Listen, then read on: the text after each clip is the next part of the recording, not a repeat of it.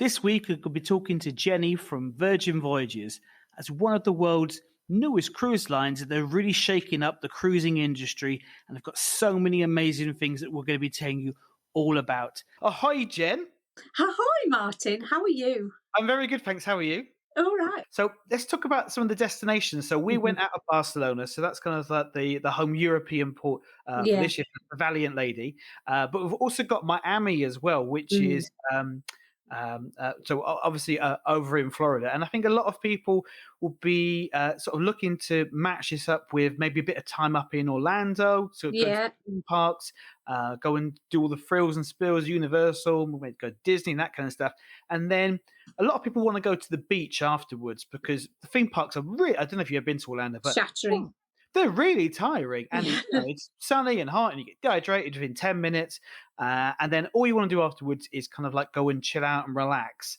And I think to add on a Virgin Voyage to the end or even at the beginning of the cruise, of the holiday, depending which way you want to kind of do things, I think I'd put it at the end because I think I'd be tired after. Always stay in Yeah. cruise. Never cruise and stay. Always stay in Yeah, cruise. yeah. Because I think once you've had your 7, 8, 9, 10 nights, whatever it Yeah. is, and then you've got your sort of your 4 or 5 nights on board. So can you just sort of tell us? So if we were sailing out of Miami, where would we be sailing to? So, Scarlet Lady, which is our first lady ship, we started sailing her in August 2021. And now she's home ported and based in Miami year round and does a selection of 4 and 5 night itineraries.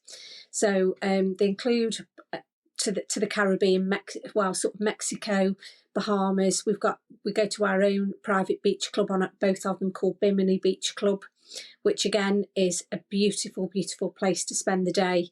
And it's part of the Virgin experience a day at Bimini. But like I say, it's 4 and 5 night itineraries.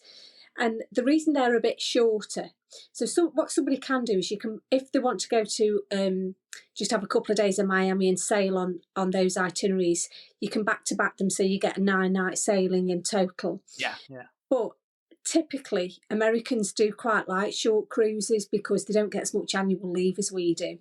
So I think the those 4 and 5 night itineraries really appeal to them. But it's proving to be really successful. Bimini Beach Club is a fantastic way to spend a day. And say if you've got something like if you bought a bar tab with us, which is what you can use to buy your alcoholic drinks. You can use your bar tab on Bimini. Of course, soft drinks or essential drinks are all included on Bimini just as well. But some really nice things that you can do there for the day, like snorkeling and stuff. It's a real sort of beachy but funky day.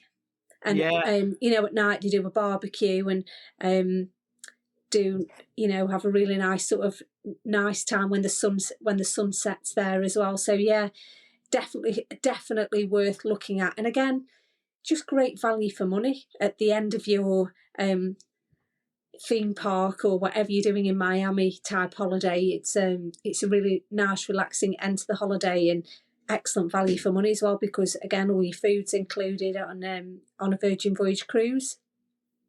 Yeah, I think once you've done your time in the theme parks, I think this would be a really popular option for people at honeymoons. Yeah. For example, a lot of people want to go on honeymoon to Orlando, but they want to go and do a beach or something else afterwards. And I think this is just the perfect thing of, if you're, quite a young couple and you really like food and things to go and eat, for example, if you go to Disney World and you want to go and eat in top restaurants there, you're looking at, Le Cellier or something like that. You're looking at $60-$70 plus tip plus tax plus drinks, all that kind of stuff else on top. So you're looking at probably $90 per person to go and eat there. Well, you know what, you can have those nice meals in Orlando, but then also you can have these amazing meals on the ship as well. And then you've got that time at the beach, but also you're on basically a floating beach because you've got people on board, you've got all the sun lounges, you've got that kind of stuff. I mean, personally, I don't particularly like beaches that much because I don't like the sand gets. I can't walk in flip-flops that well on beach; they kind of fall off, and sand seems to get everywhere. So actually, I prefer being on the deck. Yeah, I know. It's a lot easier. I always like the idea of a beach. I get off and go and think, oh yeah, this is great. Then about an hour later, I'm like, no, I'm done. Oh, no, there's sand everywhere. There's sand everywhere. No. So actually being up on the deck, and there was loads of sun lounges. Like, sometimes on Yes, cruise lots ships, and lots of outdoor yeah, space. Lots of, and so up until May, I'd never really seen the ship in the sun because Scarlet Lady last August, when we were sailing around the UK, I was on board for 4 nights, and we had a couple of days where the weather was okay, but a bit changeable. And then we launched Valiant Lady in March. Well, of course, really, it's sort of winter. So it was cold. We sailed, again around the UK. So we did some launch events in Tilbury and Liverpool and so on. So early May, I flew out to, I boarded Valiant Lady in Lisbon and stayed on till Malaga. So I was on board for about 4 nights on a conference. And I really saw the ship in all its glory in the sunshine. I think she's built for the sunshine. There's so many places to relax outdoors. There's lots and lots of sort of sitting, lounging, sunbathing space. Not even just on the pool deck, on deck no, on deck yeah, 7 where the dock is at the back of yeah. the ship. That's a great space. I love it there.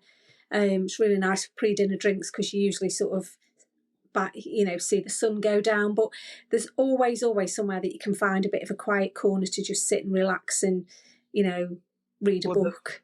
the big net, for example. Yes, the Yeah, catamaran the net.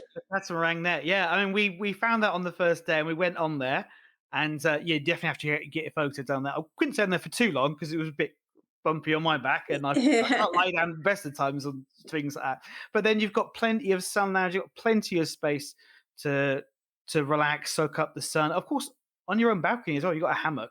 Yeah, You, exactly. Yeah, you, it's you can lovely. Well, thank you very much to Jen for coming on to the podcast. This was just a bonus podcast. If you want to hear the full podcast we did with Jen, just find it wherever you got this podcast from.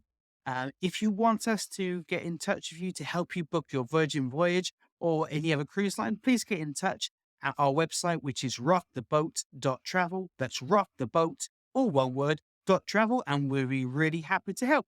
Thank you much for listening and have a great day.